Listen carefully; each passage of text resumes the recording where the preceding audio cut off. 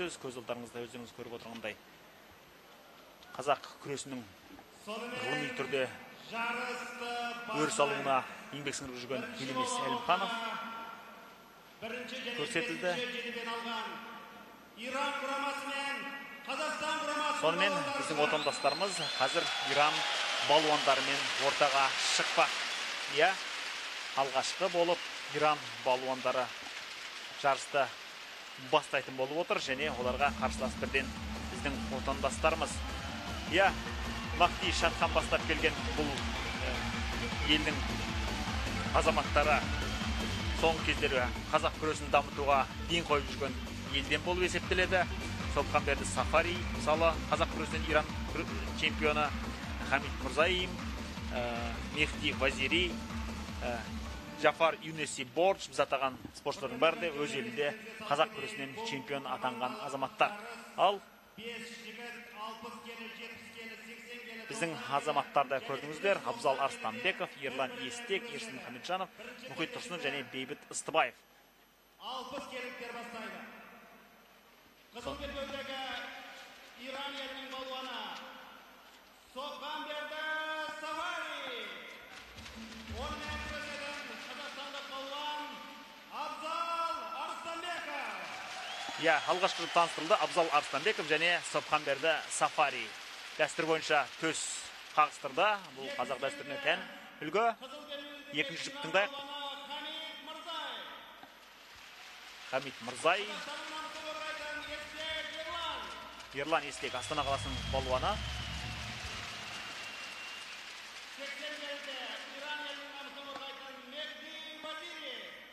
Мехди Вазири, Ерсін Мұхамеджанов оған қарсы шығатын болады. Сарыарқа сұңқары.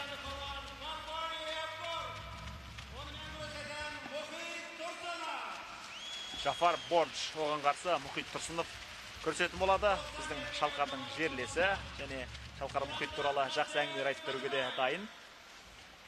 Енді Мұхит бауырымыз өздеріңіз көргенде қазақ күресін жілігін шағып майын ішкен десек болады.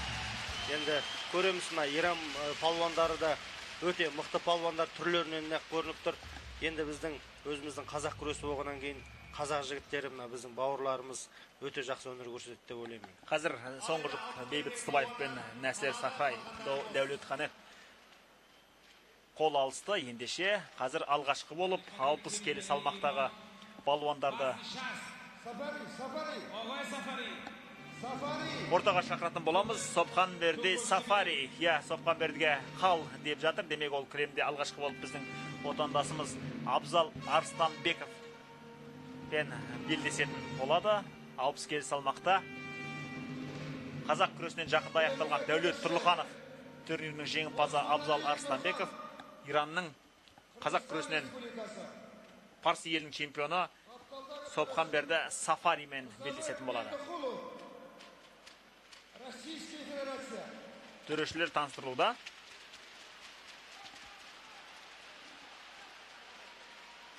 Жалпы Шалқар Иран елінің балуандары жалпы күрестің қай түрінен болсын әлемде өте тегеурінді болып есептеледі. Қазақ күресінде олардың тез сіңіріп алғандығы да күреске бейімділігінен болса керек.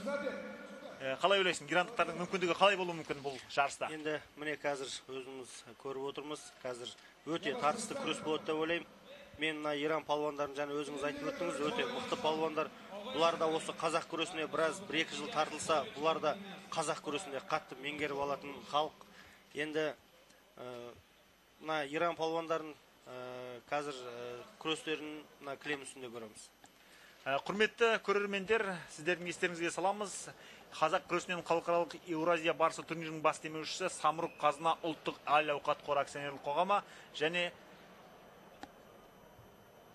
Еуразия барысы халықаралық турнирі Астана президенттік кәсіби спорт клубының қолдауымен өтуде.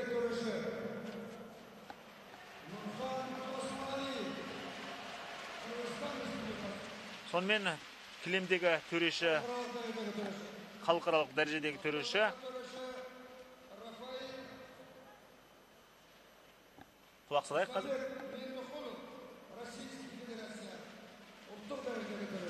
Рзабек Меңдіқұлов Ресей елінен келген төреші. Сонымен қазір Сафари мен Абзал Арыстанбеков арасындағы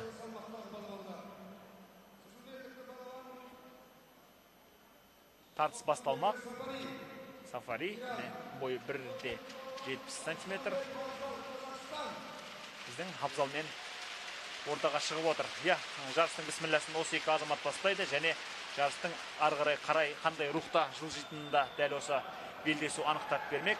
Қазір маман көзімен қарай отырып, яғни Қазақстан барысы турнирінің 2 дүркін жүлдегері Шалқар Жоламановтың көзімен қарай отырып бұл жарысты бағалайтын боламыз.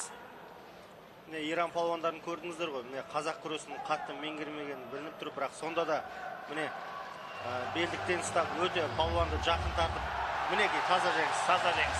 Дегенше Абзал Арыстанбеков ұзаққа созған жоқ. 1-0 есебімен Қазақстан құрамасы алға шықты. Шамамен 13-14 секунд болу керек Шалқар. Абзал бауырымыз өте тәжірибелі, жақсы өсіп келе шыққан палуандар бауырымыз. Бұл жерде қандай айла-қолдан жамбасқа салды? Жамбас өзіміздің қазақ елінің қара жамбас дейді ғой. Кәрі жамбас дейді. Осы жамбасқа салып таза жеңіске жетіп жатыр. Міне қайталап көрейік. Бұл жерде Иран балуанының ешқандай мүмкіндік қалмаған екен. Өте әдемі әдіс жасады. Белден ұстады, белдіктен, белбеуден ұстады. Белбеуден ұстап, Сонымен жарыстың беташарын Абзал Арыстанбеков өте жақсы бастап берді. Бұл жерде қазақ күресінің ережесі бойынша тізеге тимеу керек. Сол талапты да Абзал Арыстанбеков өте жақсы орындағанын көріп отырмыз. Енді ортаға Ерлан Естек және Хамид Мырзаи шақырылады. Ерлан Естек өзі тек қана балуан емес, тамаша бапкер де. Осы Қазақстан барысына қатысып жүрген Ғани Сейділдаев сияқты азаматтың да жаттықтырушысы ғой Шалқар. Үлкен осы Ғани Сейділдаевтың өзі өте үлкен тәжірибелі балуан. Мінекей көріп отырсыздар. Бұл қазақ күресінің ерекшелігі өте әдемі күрес. Басқа күрестерге қарағанда өздеріңіз көріп отырсыздар. Тізе тиюге болмайды, қол тиюге болмайды, аяқтан ұстауға болмайды. Тек қана жәнегі тік тұрып әдіс жасайтын күрес. Жаңағы жарыс алдындағы сюжетте Нұрмахан Тінәлиевтің гректің әдісіне көбірек салып кеткен айтылды ғой. Шынында да ондай қарсыластың ту сыртына шығу, ондай жағдайлар есептелмейді. Тағы да көрейік. Сонымен таза жеңіс. Ерлан Естек те көп ұзатқан жоқ. Айтып өткенде Естек Ерлан бауырымызда өте тәжірибелі палуан. Екеңіз Естек Ерлан, Қазақстан. Есеп 2-0. Ерлан Естекте көп ұзатқан жоқ. Шамасы 30 секундтар болу керек. Бұл жерде де өзің айтып өткенде Шалқар кәрі жамбасқа түсіп қалды. Аяқты шалып барып лақтырған екен. Өте жақсы. Жүрімне өзі желкесінен ұстап жамбас жасап десек те болады. Бұл жерде Хамид Мырзаидің ешқандай да мүмкіндігі болған жоқ. Шында да өте бекзат күрес қой, өте дегдар күрес. Құрметті көрермендер, қарап тұрғандарыңыздай бір-бірін жұлқып, тартып, киімнің бытышын шығарып, ондай нәрсе жоқ. Шында да таза әдіс жасалды. Бірақ салмақ ауырлай түскен сайын әрине бір-бірін лақтыру қиынға соғатын шығар. Қазір біз ортаға Мехди Вазири мен өзіміздің Ерсін Мұхамеджанов Сарыарқа барысы 2011 жылғы Қазақстан барысы күресіне турниріне қатысушы Ерсін Мұхамеджанов. Қазір өзінің қарсыласы Мехди Вазири. Қазақ күресінің Иран чемпионы, Азия чемпионатының күміс жүлдегері Мехди Вазириді күтіп тұр. Бұған дейін екі жігітіміз шашасына шаң тұрған жоқ. Яғни 1 минутқа жетер-жетпес уақытта да қарсыластарының жауырынын жер иіскетті. Осы бір қазақтың жауырынын жер иіскетті деген тіркесінің маңызын дәл осы турнирде сезініп отырғандаймыз. Иран палуаны сиынып шығып жатыр. Енді біздің Ерсін бауырымыз енді ол Иран палуаны қанша сиынса да енді кілемде мықтылықты көрсететін палуандар. Ерсін өзі Төкеевті еске алуға арналған қазақ күресінен халықаралық турнирдің 8-ші халықаралық турнирдің жеңімпазы. Қаражаяу балуан емес. Ендеше қазір өзінің Иранның әріптесінің ығын табуға тырысуда. Байқағандарыңызда екі балуанда қазір оң қолмен бір-бірінің жағасынан алуға тырысуда. Және Шалқар бұл жерде қол байласу қаншалықты маңызды бұл белдесуде, қазақ күресінде? Қазақ күресінде мына әдісті жәнегі қолдан баяғыда бізді жеңнің ішінен ұстай беретінбіз. Қазір жеңнің ішінен қолды тығып ұстауға болмайды, ескерту береді. Сондықтан да мына палуандарға жең, қысқа жеңді ұстаудың өзі үлкен бір ғанибет десек болады. Мінекей Иран палуаны. Яғни кимнің өзі ыңғайлы дейсің ғой? Иә. Қазір Иран палуаны шалу әдісін жасауға тырысуда, екі палуанда бір-біріне аяқтарын алға жұмсап. Иран палуаны жүздо күресімен бекен күрескен палуан болу керек. Неге десеңіз, біраз біздің күреске екімі бар палуан екен. Ерсін оңайшылықпен алмай жүргеніне қарағанда, бұл палуанның да өзінің осы күреске екімі бар екен білдіреді. Қазір екі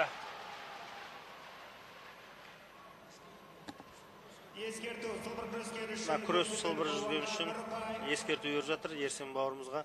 Мына ескертудің бірінші ескерту бергенде баяғыда бірінші ескерту жамбас болатын. Ал қазіргі бірінші ескерту бүк болады, екінші ескерту міне кілемнен шығып барып жасады, тоқтадан кейін құлап жатыр. Екінші ескерту жамбас ұпайы, үшінші ескерту жартылай ұпайы беріп жатыр. Төртінші ескерту берсе жарыстан шығарылады. Бұл бір жекпе-жек барысындағы жағдай. Ал турнир барысында олардың қанша ескерту алған есептелмейді ғой. Тек мысалы осы Ерсін мен қазір Вазиридің арасындағы ғана жекпе-жекке тиісті. Жоқ, бұл ескерту жарыстың қай түрі болмасын, бұл енді өзі ереже ғой. Осы ережеге сай, және мен айтқандай, бұл жәнегі ескертулер солайнан көтеріле береді. Осы қазақ күресінің өткені бүгіні мен болашақ атты ғылыми конференция Астана қаласында биылғы қараша айының ортасында өткізілген болатын. Сонда жаңа біз атап өткен Елемес Әлімханұлы қазақ күресінің ғылыми теориялық нұсқасын көп зерттеп жүрген ғалым қазір міне аяқтан іліп тастады. Қағып тастау әдісін тастады. Жамбас ұпайын алды. Жамбас ұпайы. Қазақ күресінің әдемілігі көрдіңіз ғой. Жәнегі Жапон күресі жүздо күресіне өте ұқсатады көбі. Бұл күрес өте әдемі күрес. Жапон күресінің әдемілігіне бәрі сыйына жәнегі таңдай қағады. Таңдай қағады ғой. Міне жартылай жеңіс. Бір жақырымен түсірді. Қазір Мехди Вазириді. Ерсін Мұхамеджановтың қарқыны жаман емес. Жалпы есептегенде қазір ұпай санымен күмәнсіз Ерсін алда келе жатыр. Иран палуаны сәл сансырап қалған сияқты. Шабуылдары соншалықты тегеурінді емес. Өйткені Ерсіннің алдырмайтынын түсінді. Жаңа біз атап өткен Елемес Әлімханұлы 2010 жылғы Қазақстан барысы турнирін сараптай отырып, әдістің 30% аяқпен жасалатынын анықтаған екен. Шынында да сол ғалымның тамаша дәлелін одан ары нықтай түскендей, қазір Ерсінде өзінің қарсыласы Мехди Вазириді аяқпен шалып тастады. Елемес Әлімхан ағамыздың мына жәнегі қазақ күресінің киімін ойлап тапқан осы кісі қазақ күресінің киімдерін жеңін қысқартып, осындай әдемі киім шығарған осы Елемес Әлімхан ағамыз. Иә. Қазір енді міне қаша жүріп ұрыс алуға көшті. Иран балуаны бұл жерде әрине ол жақындаса қарсыласының не жамбасына не аяғына сонымен бүк ұпайы қазір Ерсін Мұхамеджановқа берілді. Демек Мехди Вазири қандай айла жасаса да ештеңе шығара алатын емес. Осы жаңаға Елемес ағамыздың тағы бір тамаша келтірген мәліметі. Осы тамаша. Қазір қандай іштен қағып тастау әдісімен тағы жеңіске жетті Ерсін бауырымыз. Бұл жерде Ерсін қарсы әдіс қолданған сияқты, өзі түсіп бара жатқан сияқты болды, бірақ қарсы әдіске тамаша түсірді. Іштен қағып түсіру әдісі. Сонымен 3 минут 34 секунд сәл ұзақтығы болды. Әріптестерімен салыстырғанда, бірақ дегенмен бұл жеңісте ешқандай күмәнсіз. әдіске қарсы әдіс қолдануда қазақ күресінің тамаша екендігін әйгілейді. 3-0. Міне, қайталап көрейік. 4-5 салмақтағы балуандарда күреседі. Олай болса 90 келі салмақтағы балуандарды белдесуге шақырамыз. Бұл алдындағы бүгі ұпайы. Ерсін Хамитжанов бұл жерде шынында да тамаша мүмкіндік пайдаланған екен. Ал енді қазір Мұхит бауырымыз шықты. Мұхит Тұрсынов 90 келі салмақта, оның қарсыласы Жафар Юнеси Борж. Жалпы Мұхит Тұрсынов бүгін біздің эфирде отырған Шалқар Жоламановқа өте жақсы таныс. 2013 жылғы Қазақстан барысы турнирінде дәл осы Шалқар Мұхитқа өзінің жолын берген болатын. Ағалық інілік бір тамаша парыз орындалғандай. Бұл Мұхит бауырымыз өте мықты палуан, болашақ өсіп келе шыққан барыс десек те болады. Енді бұл жол берген деген бәрі айтып жатты ғой, неге жолын бердің деп. Енді бұл бауырымыздың өзі мықтылығымен жәнегі дәлелдеді, өзінің мықты екенін.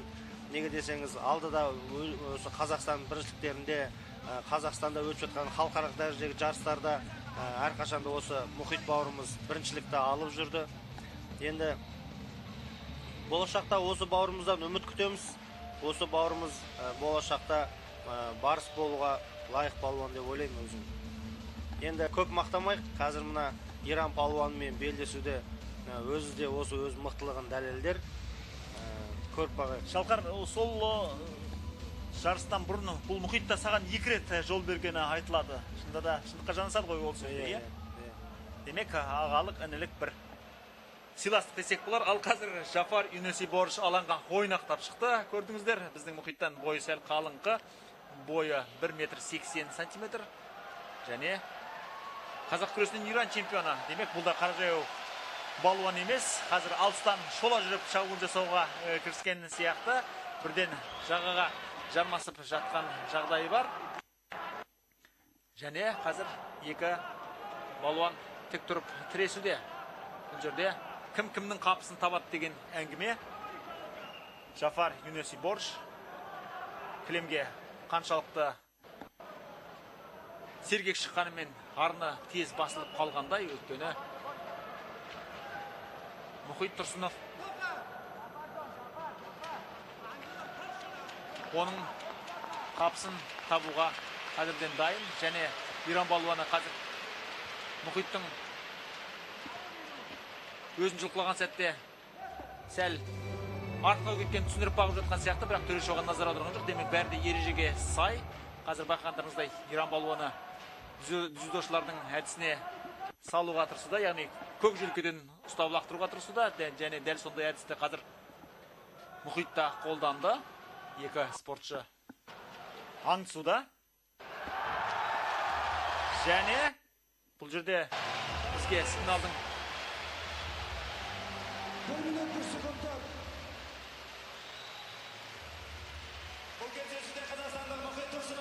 сонымен 1 минут 1 секундта Мұхит Тұрсынов тамаша жеңіске жеткен екен. Қазір қайталап көру барысында жағдайдың қалай өрбігенін толықтай аңғаратын боламыз. Бұл жерде Жафар Юнесидің өзі қалай түскенін түсінбей қалған сияқты.